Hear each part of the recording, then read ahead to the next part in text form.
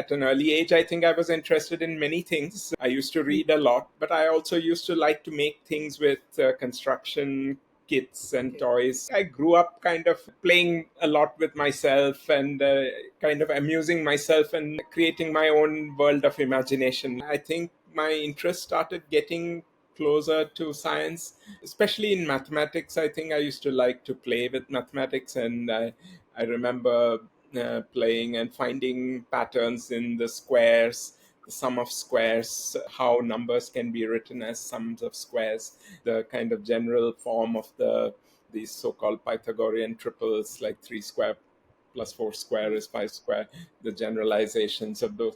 That's when I got interested in doing crossword puzzles from the newspaper in Hmm. Kolkata.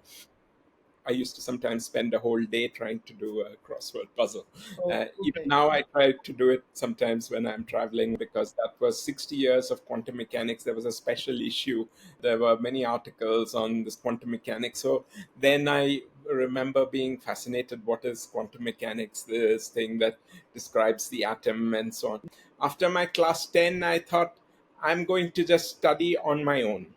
I will set myself Hmm. a syllabus for what I will study, what Hmm. I think is important for me to learn For to become a physicist or a mathematician.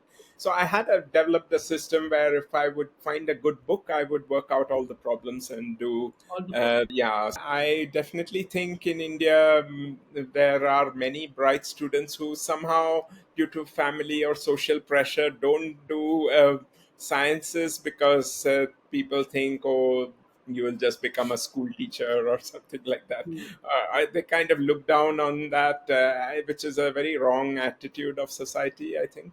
Any child, I think, who is interested, I would ask them to be very firm in their determination to do science if they have a passion for it.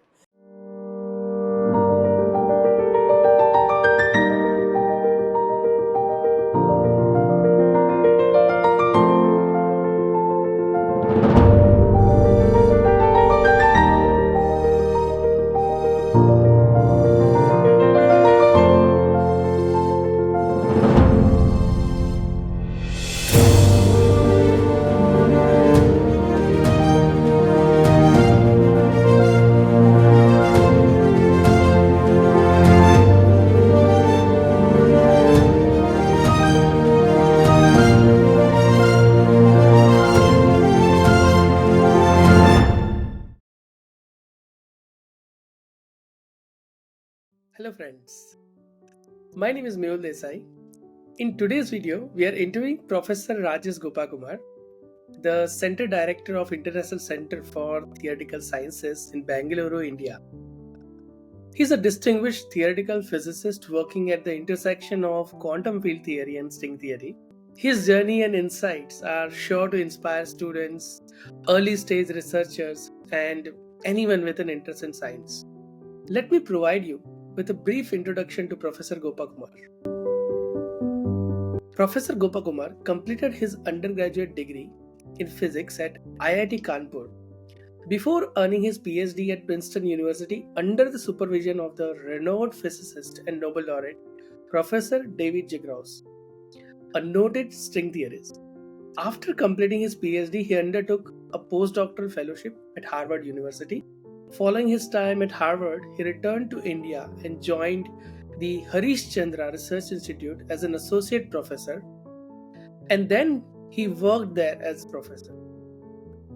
During his early years at HRI, he was also a visiting long term member at the Institute for Advanced Study in Princeton from 2001 to 2004, an institute famously associated with Albert Einstein. He is currently the Center Director of International Center for Theoretical Sciences, Bangalore, India. Professor Gopakumar has been honored with numerous prestigious awards. He is a fellow of Indian Academy of Sciences, the Indian National Science Academy, and the National Academy of Sciences, India.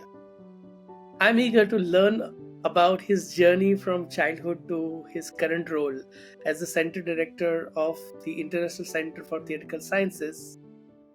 Let's meet Professor Gopakumar. In education and broader discussions, there's often a debate surrounding roles of nature versus nurture in shaping an individual's development. Also, it is widely acknowledged that childhood plays a crucial role in setting the direction for one's future. So, I'm keen to begin by exploring your early years. Tell us about your family and early childhood. Okay, I come from a more or less middle class family. My father is an engineer by training. He studied mechanical engineering in the 1960s, early 60s, and then in Trivandrum in Kerala, where both my parents are from, and then ordnance factories, which is under the Ministry of Defense. It's a central government service, and he was posted in a number of places, I think. But when I was born, at that time, and my mother and he were in Calcutta, and I was but born in Trivandrum, but I went to Calcutta at an early few months old, and I essentially grew up there, except for 2 years in the middle when I was in classes 6 to 8, when I moved to Trivandrum again, or Thiruvananthapuram as it is now called, where my Mhm. father had gone on deputation for a couple of years.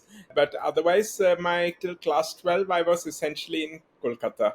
So I have kind of a mixed heritage of both from Kerala and from Bengal in Hmm. some ways. And but being growing up in Kolkata in a middle class household was very nice in that time. I think, I mean, my parents were very particular to give the best education. I got admission in class one or so. I was admitted into the school, St. Xavier's School, which is one of the very old institutions in Kolkata, which has in fact had J.C. Bose and even Rabindranath Tagore studied there for some time. So it's a very old institution run by, at that time, actually, there were still many Jesuit priests who had come from Europe, but who had really become a part of India. In fact, one of our vice principals, he was originally from Belgium, but he used to write poetry in Bengali under Bengali pseudonym. Also, he had become that much part of India. So it was a unique environment. I don't think you find now that kind of thing very much. Anyway, the school was, of course, it was an old fashioned school, but it had some very good teachers. So that was very inspiring. My parents, of course, always encouraged my desire to read. And so I think I would always be interested in books. And books at an early age, I think I was interested in many things. I used to read a lot, but I also used to like to make things with construction kits and Okay. toys. I was the eldest son. I Mhm. had a brother who was born only about 6 years after me. Okay. So for a long time, I think I was a only child.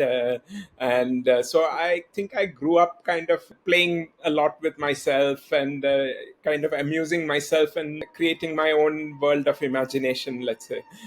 So that was good in some ways. As I said, there were many books at that time, of course. We didn't have any TV. This was, I'm talking of the Mhm. 1970s. Forget about internet or anything. Books were one's window to the world. And I was very curious about the world. I was very hungry for knowledge about the world. And I used to read all kinds of books, encyclopedias, this, that, find out about different countries of the world and their languages, their history, their currencies, and many things. So, but that was very hard to come by because books were very expensive at that time. You could hardly buy any books. I mean, once in a while, my parents would allow me to buy some books, but mostly there were some lending libraries and other things like that. And I think I read mostly from those. There were at least that way, I think Kolkata was good. There were many of these small places where you could borrow books and read. So that, I think, was kind of shaping my childhood and my interests. There were also because my parents were from Kerala and they were part of this organization, the the ordnance factories. They had many colleagues also from all over India. So we grew mm, up in a kind of a very pan Indian atmosphere. There were people from north, south, east, west, everywhere. And mm, my parents, and many of them who were my parents' contemporaries, they also would have children my age. So I got to meet, and I still have some very close friendships with people I know from that time for over 50 years. And many of them, in fact, have continued to do many interesting things. But the nice thing was that there was a kind of a cosmopolitan feeling about India as a whole, and it was not very narrow that you thought of only your own state or your own culture. So that atmosphere was there, which I enjoyed very much. And Kolkata also had a kind of an intellectual atmosphere, though I got exposed to that only much later.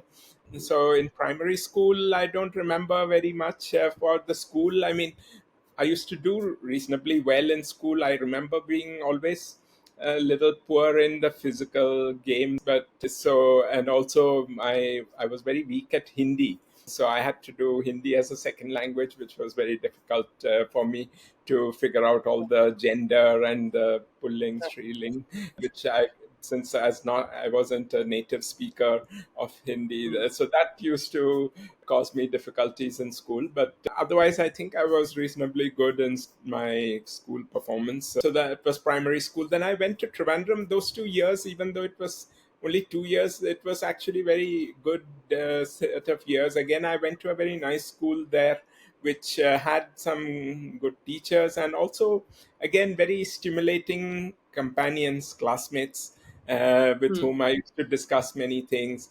In fact, I mm, remember it was one of my classmates there who told me about square root of -1. What when I was in mm, class 6 or mm, something, mm, that there is this thing, and we used to talk about what does it mean and other things.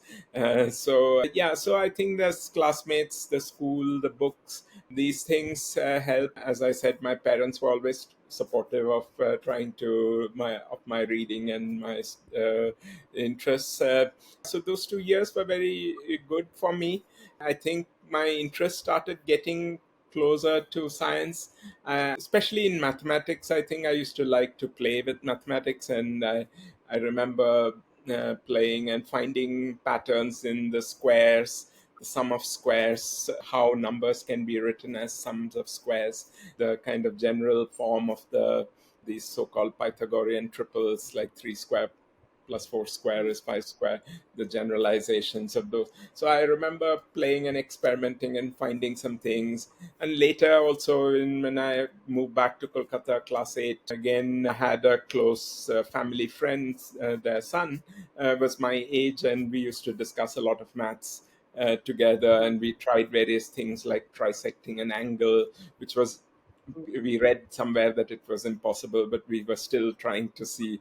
We didn't know at that time how it could be proved or disproved, but we thought, okay, we mm, let us try to trisect it. Maybe some they made a mistake by saying it cannot be done. How do you know it cannot be done? Maybe mm, we can do it. So you mm, tried all these things. So it was fun.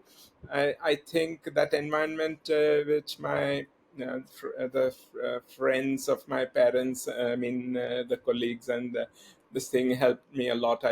That's when I got interested in doing crossword puzzles from the newspaper in mm, Kolkata, which used to have very difficult crossword puzzles, which my father's friend taught me how to kind of try to attack them. And then I got very obsessed with them in class. Maybe that was class 9 or something. I used to sometimes spend a whole day trying to do a crossword puzzle.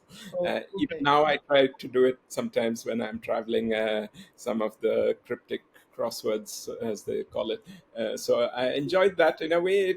I sometimes think research in physics is a bit like that. You have many clues, and then you're trying to piece together things, and some things they have to fit together, and knowing some things help you to find new things, and Yeah. there's always a very nice feeling of a small kick that you get when you hit upon the right answer. So I think that crosswords and some books of recreational mathematics, books by Martin Gardner and others. I used to really try to seek out those books and discuss puzzles with my friends. There was at that time, which unfortunately now you don't have, but of course you have the internet.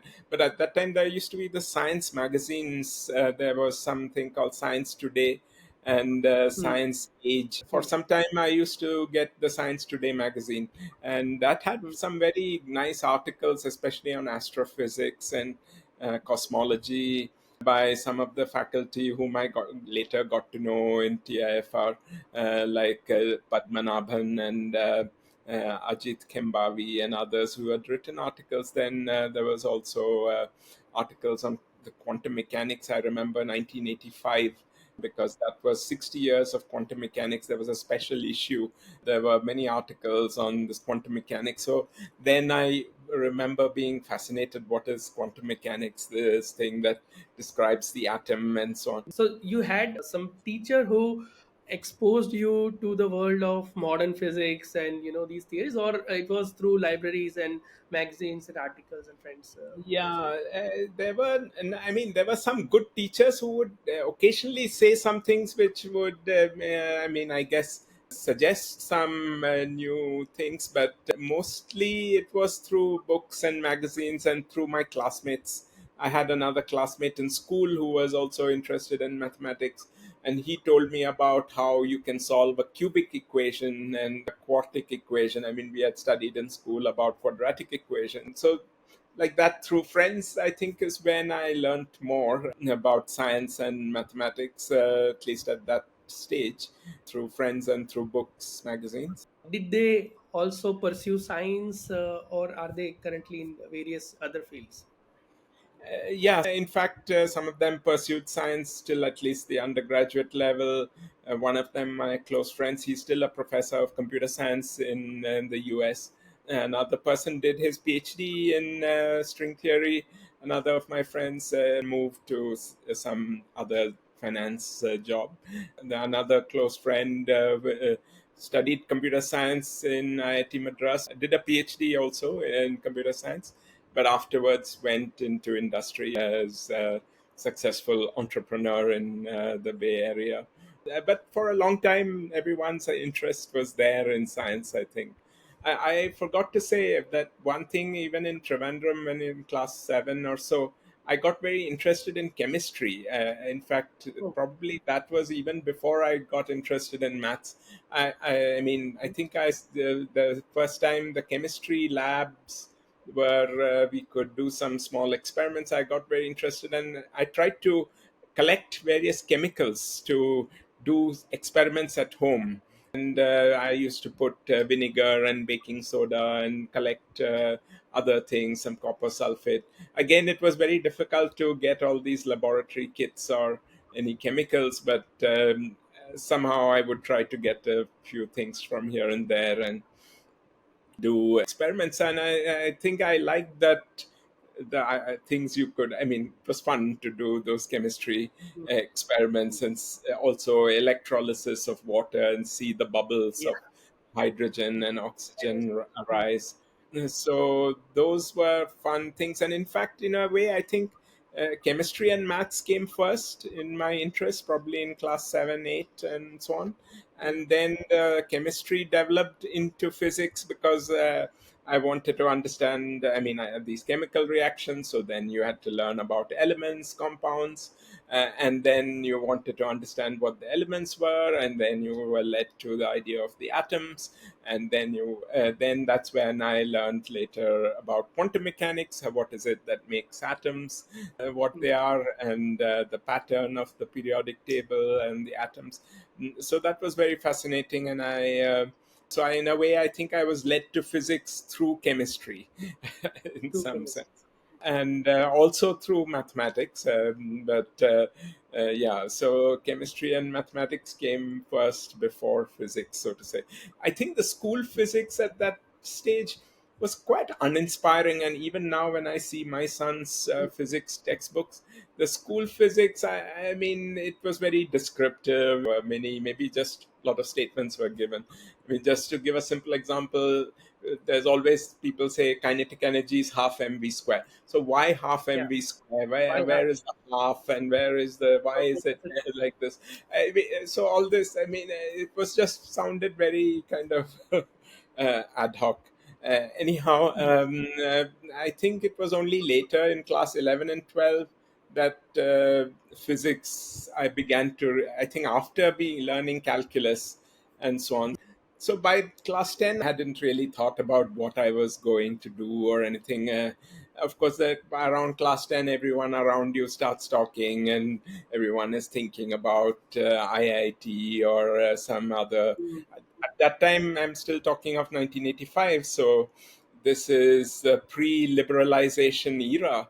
In fact, I think of myself as a child of the pre-liberalization, because 1991, which is when the Indian economy and right. everything changed, that was the time I graduated from IIT Kanpur. So Mm, throughout my college years, in a sense, I was still in that old India before all these big changes happened. Um, so the reason to mention that is that at that time there were only engineering and medicine, and only people were talking about. I didn't know anyone. Neither in my family was there anyone. I mean, my family, my father had studied engineering. My others in the family, some had studied engineering. Some were med doctors. Some were doing other government or bank or some other jobs. No one I knew even was a professor of any mm, academic kind. I didn't have in my immediate family circles or any other friends circles or anything. Everyone had a proper government job or something like that, and that was yeah. the, I think, the goal of the middle class in India. So 1987 is the year when, based on my research, you topped one of the toughest exam, right? IIT JEE exam. Could you share with us the story behind this extraordinary accomplishment? Was securing the top rank a deliberate goal of yours, or did it come as a surprise? People may not may find it surprising, but I call myself an accidental IITian. I had never thought of going to an IIT because I didn't want to do engineering. I mean, so in class 10, around that time, 1985, I told my parents that I'm not going to do engineering. Medicine, anyway, I was not very interested, that much interested in Hmm, biology, so the question didn't even arise. But they assumed that anyone who is interested in maths and physics and other things will go in for engineering. But I said I'm not going to do engineering. They were a little taken aback because all my friends, including all these very good friends of mine, they were all going to prepare for IIT, and they were all taking various coaching material, etc. Somehow I didn't like the idea of coaching classes. In fact, at that time, I was not even thinking of writing the IIT exam because I thought IIT is for engineering, and I'm not planning to be an engineer.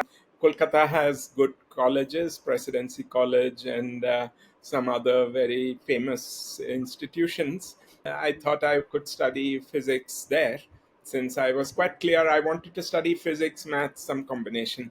After my class 10, I thought I'm going to just study on my own.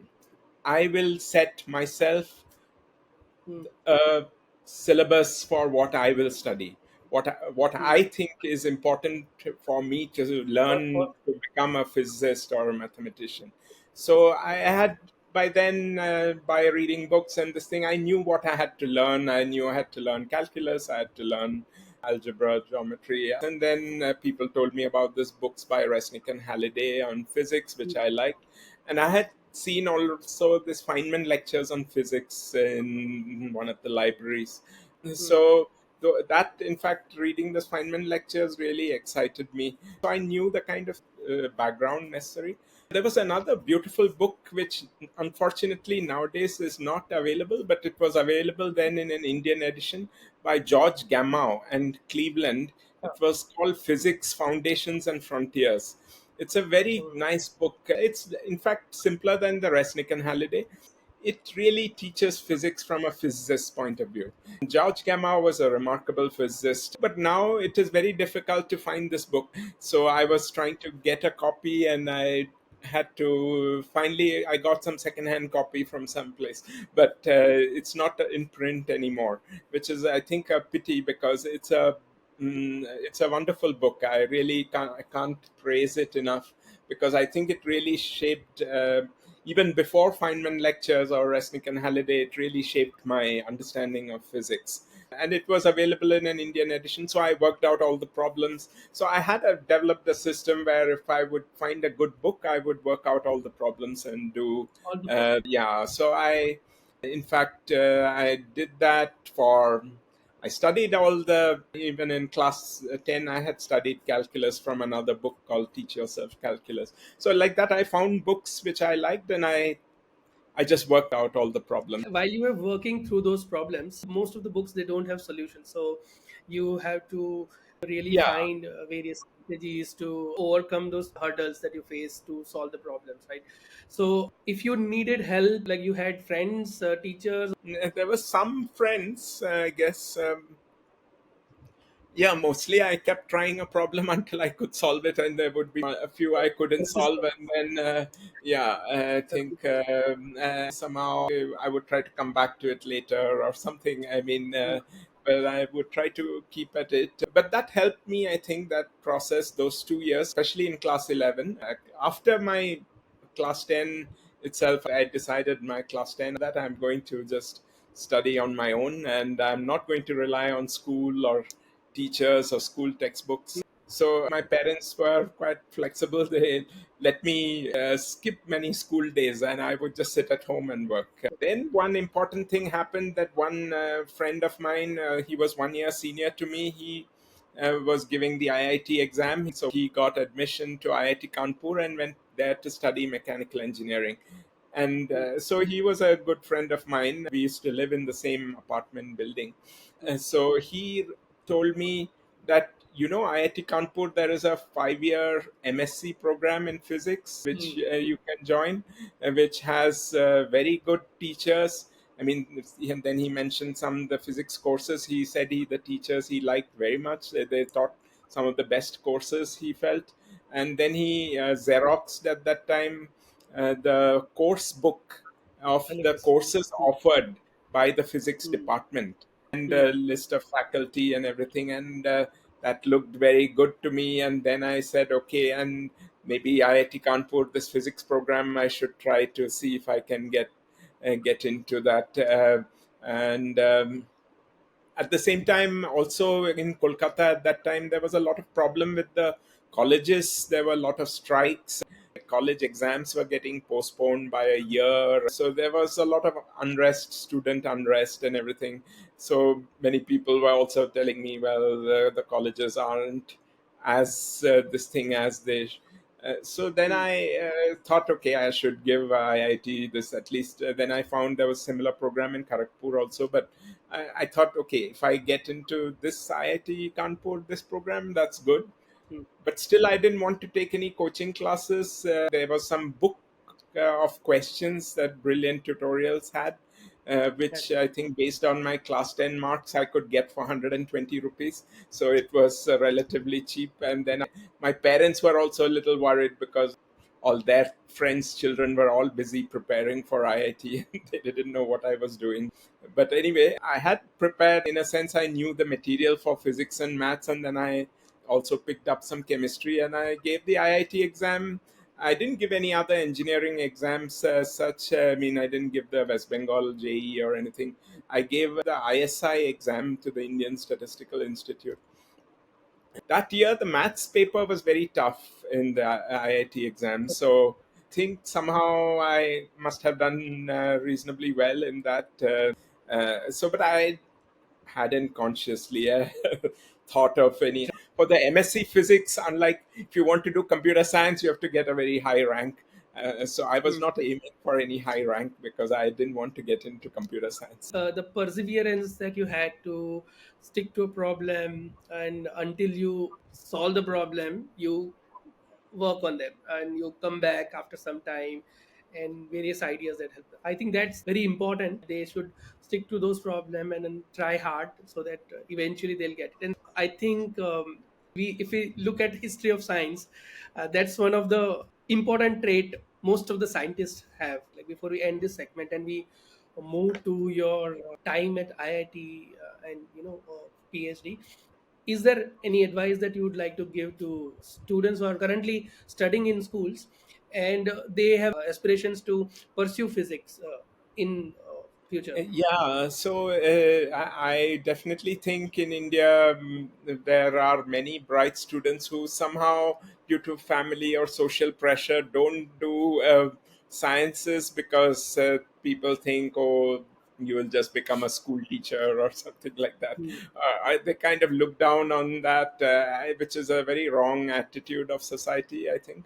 Any child, I think, who is interested, I would ask them to be very firm in their determination to do science if they have a passion for it, and convince their parents. In fact, tell them about many now. There are so many good options. Unlike even when my time, as I said, there was maybe IIT Kanpur had a 5 year physics program, and IIT Kharagpur also had, and there were maybe one or two other places which had good undergraduate physics programs. But now there are so many options for young students. There are 7 ICERs, there is NICER, there is Center for Excellence in Basic Sciences in Mumbai, there's CMI, Chennai Mathematics Institute.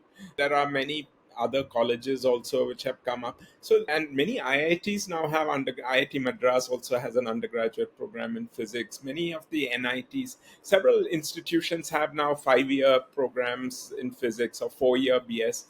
Indian Institute of Science, I forgot to say, that is one of Yes. the best undergraduate programs now. So there's so many options, and I think any student who wants to do science, there are very good places, very good teachers they will have in these places, and good exposure to research.